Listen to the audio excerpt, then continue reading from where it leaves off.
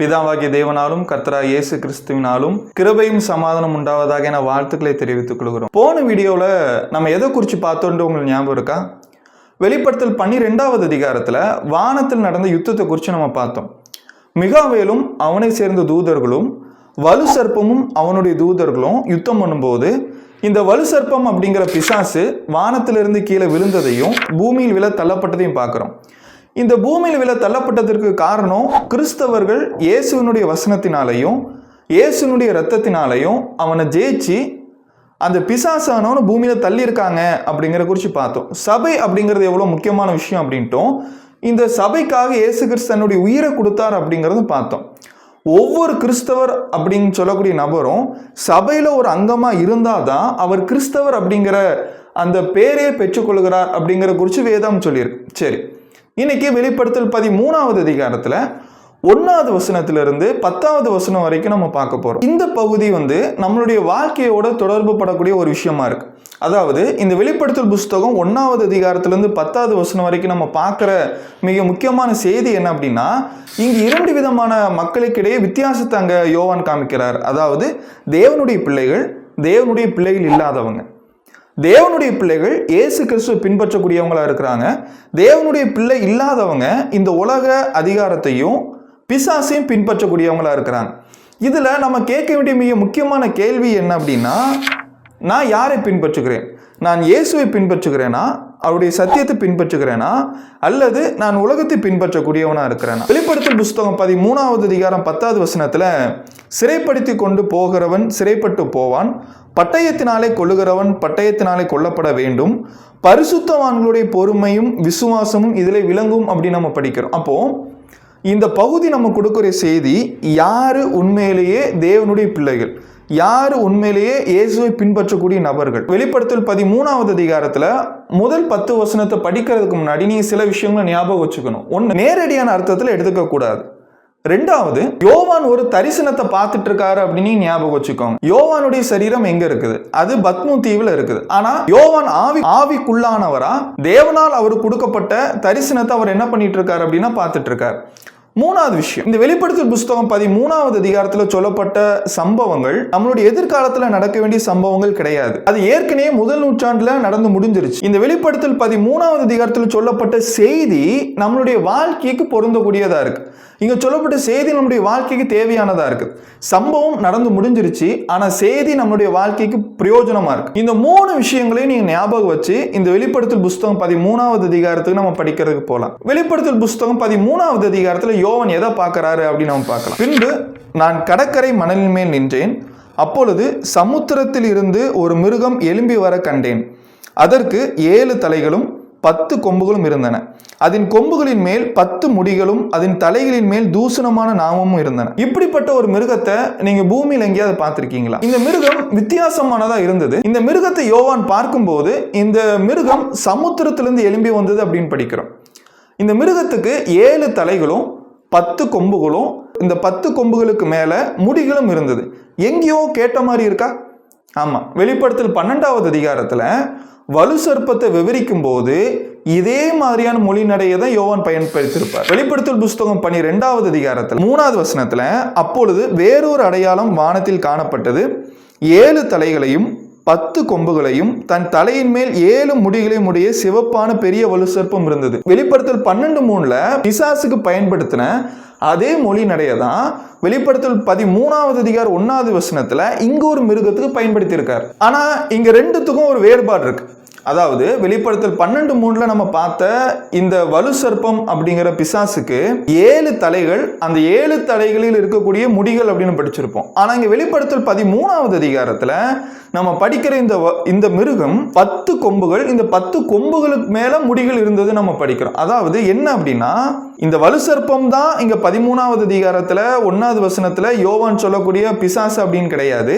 இது எதை காட்டுது அப்படின்னா, வலு சர்ப்பத்தை போல் இருக்கக்கூடிய அவனுடைய பிரதிநிதி. அதாவது இங்க வெளிப்படுத்தல் 13வது அதிகாரத்துல நம்ம பார்க்கிற முதல் மிருகம் பிசாசனுடைய பிரதிநிதியா, அவனுடைய தூதனா, அவனுடைய வேலையை இந்த பூமியில நிறைவேற்றக்கூடிய கூட்டாளியா, பார்ட்னரா இருந்தது. யார் இந்த மிருகம் அப்படின்னா, சந்தேகமே இல்லாம இந்த மிருகம் யார் அப்படின்னா ரோம பேரரசை அடையாளப்படுத்துறதுக்கு யோவான் இதை பயன்படுத்தியிருக்கார். இந்த இடத்துல சமுத்திரத்திலிருந்து வந்தது அப்படிங்கிறது, சமுத்திரம் அப்படிங்கிறது பொதுவா எதை அடையாளப்படுத்தக்கூடியதா இருக்குது அப்படின்னா ஜனங்களையும் மக்களையும் அடையாளப்படுத்தக்கூடியதா இருக்கு. ஏசாயா புஸ்தகம் 17வது அதிகாரம் 2வது வசனத்தில் நாம் படிக்கும் போது நம்ம தெரிஞ்சுக்கலாம். வெளிப்படுத்தல் புஸ்தகம் 17வது அதிகாரம் 15வது வசனத்தில் நம்ம படிக்கலாம். இந்த 7 தலைகள் அப்படிங்கிறது 7 மலைகளையும் 7 ராஜாக்களையும் அடையாளப்படுத்தக்கூடிய விஷயம். இதை வெளிப்படுத்தல் புஸ்தகம் 17வது அதிகாரத்துல 9வது வசனம் 10வது வசனத்தில் நம்ம படிக்கிறோம். வெளிப்படுத்தல் புஸ்தகம் 13வது அதிகாரம் 2வது வசனம். நான் கண்ட மிருகம் சிறுத்தையை போல இருந்தது. அதன் கால்கள் கரடியின் கால்களைப் போலவும் அதன் வாய் சிங்கத்தின் வாயை போலவும் இருந்தன. வலு சர்ப்பமானது தன் பலத்தையும் தன் சிங்காசனத்தையும் மிகுந்த அதிகாரத்தையும் அதற்கு கொடுத்தது. இப்போ யோவான் தொடர்ந்து இந்த மிருகத்தை விவரிக்கிறார். இந்த மிருகத்தை விவரிக்கும் போது இந்த மிருகம் பார்க்கறதுக்கு எப்படி இருந்தது அப்படின்னா, அது சிறுத்தையை போல இருந்தது. கரடியினுடைய கால்கள் அதுக்கு இருந்தது. அதனுடைய வாய் சிங்கத்தை போல இருந்தது. இந்த இடத்துல யோவான் பயன்படுத்தி இருக்கிற இந்த மொழிநட, இந்த உருவகம் ஏற்கனவே பழைய ஏற்பாட்டில் ஒரு இடத்துல இருக்கு. தானியேல் 7வது அதிகாரத்துல தானியேல் ஒரு சொப்பனத்தை பார்ப்பார். இந்த சொப்பனத்தை அவர் பார்க்கும்போது ஒரு சமுத்திரத்திலிருந்து 4 வித்தியாசமான மிருகங்கள் எழும்பி வரக்கூடியதை தானியேல் பார்ப்பார். முதல் மிருகம் சிங்கத்தை போல இருந்தது, 2வது மிருகம் கரடியை போலவும், 3வது மிருகம் சிறுத்தை போலவும், 4வது மிருகம் கெடியும் பயங்கரமானதா இருந்தது. இந்த இடத்துல தானியேல் பார்த்தது 4 மிருகங்களும் 4 ராஜ்யங்கள். சிறுத்தை போல இருந்த மிருகம் அப்படிங்கிறது பாபிலோனையும், கரடியை போல இருந்த மிருகம் பெர்சியாவையும், சிறுத்தையை போல இருந்த மிருகம் கிரேக்கையும், கடைசியில 4வது மிருகம் ரோம பேரரசையும் அடையாளப்படுத்தக்கூடியதா இருந்தது. இங்க வெளிப்படுத்தல் 13:2 தானியேலுக்கு வெளிப்படுத்தின அதே விஷயத்தை தான் இங்க யோவான் வெளிப்படுத்துறார். அதாவது இங்க பிசாசு பயன்படுத்தக்கூடிய மிகப்பெரிய அதிகாரமா, பிசாசு பயன்படுத்தக்கூடிய ஒரு கருவியா இங்க ரோம அரசாங்கம் இருக்கு. அதாவது வெளிப்படுத்தல் 12வது அதிகாரத்துல பிசாசினுடைய நோக்கம் என்னதாக இருந்தது அப்படின்னா சபையை அழிப்பதா இருந்தது, சபையை துன்புறுத்துவதா இருந்தது. தேவனுடைய பிள்ளைகளை அவங்களுடைய விசுவாசத்தொட்டு விலகி போக வைக்கிறதுக்கு அவன் நிறைய முயற்சிகளை பண்ணான். அவன் யுத்தம் பண்ணான், நதி போன்று இருக்கிற வெள்ளத்தை ஸ்திரீக்கு பின்னாடி அனுப்பிவிட்டான். ஆனால் அவன் தோல்வி அடைஞ்சதுனால வெளிப்படுத்தல் 13வது அதிகாரத்தில் பிசாசு இன்னொரு விஷயத்தை பயன்படுத்துகிறான், அதுதான் அதிகாரம். இந்த அதிகாரத்தை பயன்படுத்தி மறுபடியும் சபையையும் பரிசுத்தவான்களையும் கஷ்டப்படுத்தலாம் அப்படின்னு நினைக்கிறான். இந்த இடத்துல அவன் பயன்படுத்தின அதிகாரம் ரோம ராஜ்யமாக இருந்தது, ராஜாக்களாக இருந்தாங்க. மிக முக்கியமாக டொமோஷன் அப்படிங்கிற ஒரு ராஜாவை பயன்படுத்தி அவன் தேவனுடைய பிள்ளைகளை கிறிஸ்தவர்களை ரொம்ப கஷ்டப்படுத்தினான். வெளிப்படுத்தல் புஸ்தகம் 13வது அதிகாரம் 3வது வசனம். அதன் தலைகளில் ஒன்று சாவுக்கு ஏதுவாய் காயப்பட்டிருக்க கண்டேன், ஆனாலும் சாவுக்கு ஏதுவான அந்த காயம் சொஸ்தமாக்கப்பட்டது. பூமியில் உள்ள யாவரும் ஆச்சரியத்தோடு அந்த மிருகத்தை பின்பற்றி. இந்த இடத்துல அந்த மிருகத்தை பற்றி பார்க்கும்போது, அந்த மிருகத்தை பற்றி விவரிக்கும் போது யோவான் என்ன பயன்படுத்தியிருக்காரு அப்படின்னு பாருங்க. அதாவது அந்த மிருகத்தினுடைய தலை ஒன்று காயப்பட்டிருந்தது, அந்த காயம் சாவுக்கு ஏதுவானா இருந்தது, ஆனால் இப்போ அந்த காயம் ஆற்றப்பட்டிருந்தது அப்படின்னு நான் பார்க்குறோம். அதாவது இது யார் அடையாளப்படுத்துது அப்படின்னா டொமோஷியன். அதாவது இந்த இடத்துல 2 நபர்களை நம்ம புரிஞ்சுக்க முடியும். ஒன்று நீரோ, இன்னொன்று டொமோஷியன். நீரோ அப்படிங்கிற ஒருத்தன் வாழும்போது கிறிஸ்தவரை துன்பப்படுத்தினா, சபையை துன்பப்படுத்தினான். அப்போஸ்தலனாகிய பவுல் கொல்லப்படுவதற்கு அவன் காரணமாக இருந்தான், பேதுரு கொல்லப்படுவதற்கு அவன் காரணமாக இருந்தான். அதே மாதிரி நீரோ மரிச்சு போயிட்டான், ஆனால் நீரோவை போல செயல்படக்கூடிய ஒரு மனுஷன் யோவானுடைய காலத்தில் இருந்தான். அவன் யாருன்னா டொமோஷியன். இந்த டொமோஷியனுடைய செய்கைகள் நீரோவை பிரதிபலிக்கக்கூடியதா இருந்தது. ஆனால் இந்த 2 பேருமே சபையை துன்பப்படுத்தக்கூடியவங்களா இருந்தாங்க. இந்த வலு சர்ப்பம் தன்னுடைய அதிகாரத்தை அப்படியே எடுத்து அந்த மிருகத்துக்கு கொடுத்தது அப்படின்னா எதை காண்பிக்கக்கூடியதா இருக்குது? வலு சர்ப்பத்துக்கான நோக்கம் என்ன? பிசாசுக்கு எதுக்கு அதிகாரம் கொடுக்கப்பட்டது? சபையை துன்பப்படுத்துவதற்கும் சபையை கஷ்டப்படுத்துவதற்குமான அதிகாரம் வலு சர்ப்பத்துக்கு இருந்தது. அப்போ பிசாசு அதிகாரங்களை பயன்படுத்தி இன்னைக்கும் கூட சபையை துன்பப்படுத்தி கொண்டே இருக்கிறான். இந்த இடத்துல நம்ம மிருகம் அப்படின்னு பார்க்கறது ரோம ராஜ்யத்தை அடையாளப்படுத்துது அப்படிங்கறத நீ ஞாபகம் வச்சுக்கோங்க. வெளிப்படுத்தல் புஸ்தகம் 13வது அதிகாரம் 4வது வசனம். அந்த மிருகத்திற்கு அப்படிப்பட்ட அதிகாரம் கொடுத்த வலு சர்ப்பத்தை வணங்கினார்கள், அல்லாமலும் மிருகத்திற்கு ஒப்பானவன் யார், அதனோட யுத்தம் பண்ணத்தக்கவன் யார் என்று சொல்லி மிருகத்தையும் வணங்கினார்கள். இங்க இந்த பூமியில வாழ்ந்துட்டு இருக்க மக்கள் 2 பேரை வணங்குறாங்க. யாரெல்லாம் வணங்குறாங்க வச்சுங்களா? ஒன்று வலு சர்ப்பத்தை, அந்த வலு சர்ப்பத்தை ஏன் வணங்குறாங்க? மிருகத்துக்கான அதிகாரத்தை கொடுத்துருக்கு. ரெண்டாவது இந்த மிருகத்தை வணங்குறாங்க. இந்த மிருகத்தை வணங்கினாலும் இது யாரை வணங்குற மாதிரி தான் இருக்குது அப்படின்னா வலு சர்ப்பத்தை வணங்குற மாதிரி தான் இருக்கு. மிருகம் அப்படிங்கிறது ரோம ராஜ்யத்தை அடையாளப்படுத்துது. வலு சர்ப்பம் அப்படிங்கிறது பிசாசு அடையாளப்படுத்தக்கூடியதா இருக்குது. பிசாசு இந்த ரோம ராஜ்யத்தை பயன்படுத்தி கிறிஸ்தவரை துன்பப்படுத்தினான். பிசாசு இந்த மிருகத்தை பயன்படுத்தி ரோம ராஜ்யத்தை பயன்படுத்தி மக்கள் தவறான பாதைக்கு போறதுக்கு காரணமா இருந்தாங்க. அதாவது டொமோஷன் என்ன பண்ண அப்படின்னா அந்த காலகட்டத்தில் தன்னுடைய சிலையை உருவாக்கி என்ன வணங்கணும், என்ன ஆராதிக்கணும், என்ன தொழுது கொள்ளணும், நீங்க எந்த ஒரு கடவுளை வேணா வணங்கிக்கோ, அதை பத்தி பிரச்சனை கிடையாது. ஆனா எல்லா கடவுளுக்கும் மேலான கடவுள் யார் அப்படின்னா ரோம பேரரசு தான். நீ ரோம ராஜாவை தான் நீ என்ன பண்ணணும், வணங்கணும் அப்படிங்கிற ஒரு கட்டளையை என்ன பண்ணியிருந்தாங்கன்னா டொமோஷன் போட்டிருந்தாங்க. இதனால இந்த அதிகாரத்தினால கொஞ்சம் யோசிச்சு பாருங்க, யார் உண்மையா ரோம ராஜா வணங்கியிருப்பாங்க. இங்க உண்மையான விசுவாசத்தின்படி வணங்குறவங்களை விட அதிகாரம் அப்படிங்கிற ஒரு விஷயத்தினால் வரக்கூடிய பயத்தினால நிறைய பேர் ரோம ராஜாக்களை வணங்கியிருப்பாங்க. பயம் அப்படிங்கிற ஒரு விஷயம் தான் பிசாசினுடைய மிகப்பெரிய ஆயுதமா இருக்கு. எபிரேயர் புத்தகம் 2வது அதிகாரம் 15வது வசனத்துல மரணம் பயத்தினால பிசாசு எல்லாத்தையும் அடிமையாக்கி வச்சிருக்கான் அப்படின்னு பாக்குறோம். இந்த பயம் அப்படிங்கிற ஒரு விஷயத்தை பயன்படுத்தி தான் பிசாசு எல்லாத்தையுமே வேதனைப்படுத்தி கொண்டு இருக்கிறான். அப்ப இங்க அதிகாரம் அப்படிங்கிற பயத்தினால பூமியில இருக்கிற குடிகள் ரோம ராஜாக்களை வணங்கினாங்க. இப்போ ரோம ராஜாக்களை வணங்கினது வலு சர்ப்பத்தை வணங்குற மாதிரி இருக்கு. எனக்கு இந்த வசன பகுதியை படிக்கும் போது எது ஞாபகம் வந்தது அப்படின்னா வெளிப்படுத்தல் 4வது அதிகாரம் 5வது அதிகாரத்துல 24 மூப்பர்களும் 4 ஜீவன்களும் தேவனையும் இயேசு கிறிஸ்துவையும் தொழுது கொண்டதை போல இருக்குது. அங்க வெளிப்படுத்தல் 4வது அதிகாரம் 5வது அதிகாரத்துல அங்க கிறிஸ்தவர்கள் தேவனால் தெரிந்து கொள்ளப்பட்டவங்க தேவனையும் இயேசு கிறிஸ்துவையும் தொழுது கொள்றாங்க. ஆனா இங்க வெளிப்படுத்தல் 13வது அதிகாரத்துல இந்த பூமியில இருக்கிறவங்க, இந்த பூமியை சார்ந்தவங்க, பிசாசை பின்பற்றக்கூடியவங்க மிருகத்தையும் வலு சர்ப்பத்தையும் வணங்குறாங்க.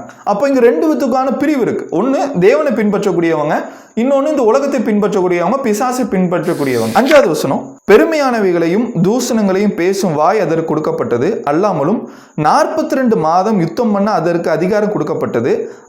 அது தேவனை தூசிக்கும்படி தன் வாயை திறந்து அவருடைய நாமத்தையும் அவருடைய வாசஸ்தலத்தையும் பரலோகத்தில் வாசமா இருக்கிறவர்களையும் தூசித்து. இந்த மிருகம் அதாவது ரோம பேரரசு, முக்கியமா ரோம ராஜா யாருக்கு எதிர்த்து நிக்கிறவனா இருக்கிறான்? தேவனுக்கு. இவன் எதிர்த்து நிக்கிறதுக்கு என்ன காரணமா இருந்தது? பெருமை.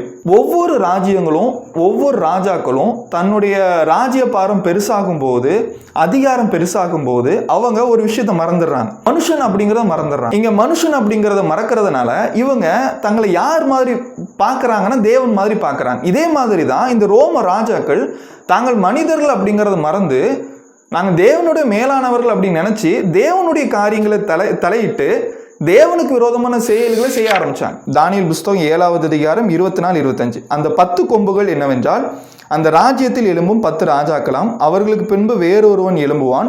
அவன் முந்தினவர்களை பார்க்கிலும் வேறாயிருந்து 3 ராஜாக்களை தாழ்த்தி போட்டு உன்னதமானவருக்கு விரோதமாக வார்த்தைகளை பேசி உன்னதமானவருடைய பரிசுத்தவான்களை ஒடுக்கி காலங்களையும் பிரமாணங்களையும் மாற்றி நினைப்பான். அவர்கள் ஒரு காலமும் காலங்களும் அரை காலமும் செல்லும் மட்டும் அவன் கையில் ஒப்பு கொடுக்கப்படுவார். எசேக்கியேல் புஸ்தகம் 28வது அதிகாரம் 2வது வசனம். மனுபுத்திரனே, நீ தீருவின் அதிபதியை நோக்கி கர்த்தராய் ஆண்டவர் உரைக்கிறது என்னவென்றால், உன் இருதய மேட்டுமை கொண்டு நான் தேவன், நான் சமுத்திரத்தின் நடுவே தேவாசனத்திலே வீற்றிருக்கிறேன் என்று சொல்லி உன் இருதயத்தை தேவனுடைய இருதய போல் ஆக்கினாலும் நீ மனுஷனை அல்லாமல் தேவனை அல்ல. 9வது வசனம்.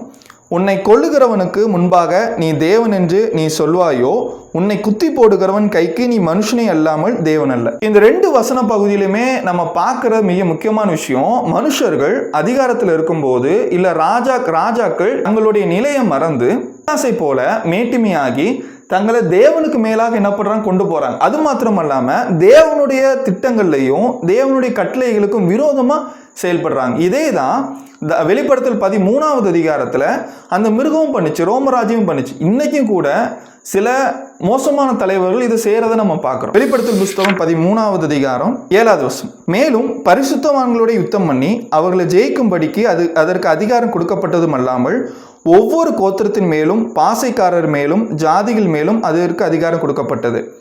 உலகம் தோற்று முதல் அடிக்கப்பட்ட ஆட்டுக்குட்டியினுடைய ஜீவ புஸ்தகத்தில் பேர் எழுதப்பட்டிராத பூமியின் குடிகள் யாவரும் அதை வணங்குவார்கள்.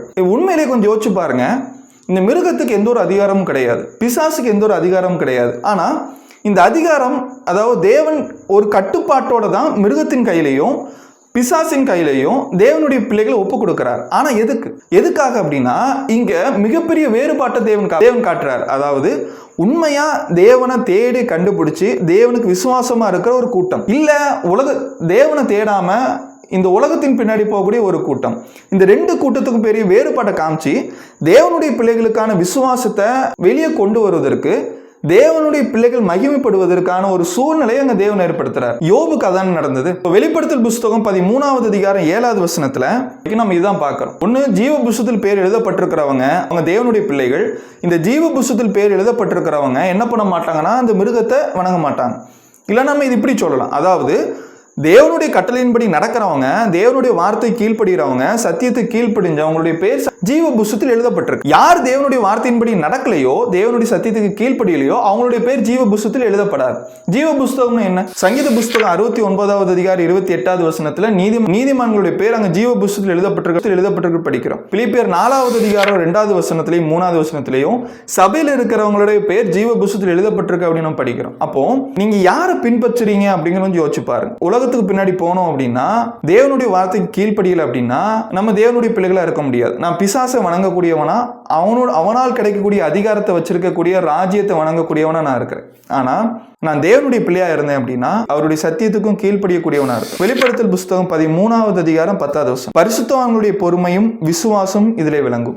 பரிசுத்தவான்களுடைய விசுவாசமும் பொறுமையும் இதிலே விளங்கும். இந்த ரெண்டு விஷயமும் தேவனுடைய பிள்ளைகளுக்கு ரொம்ப முக்கியமான விஷயம். விசுவாசம், பொறுமை. விசுவாசம் தேவனுடைய வார்த்தையினால் வரக்கூடியது, பொறுமை அந்த விசுவாசத்தை சார்ந்து இருக்கக்கூடியது. வெளிப்படுத்தல் 12வது அதிகாரத்துல பிசாசை ஜெயிப்பதில் ரெண்டு விஷயத்தை குறித்து பார்த்தோம். இயேசு கிறிஸ்துவின் இரத்தம், அவருடைய வார்த்தை.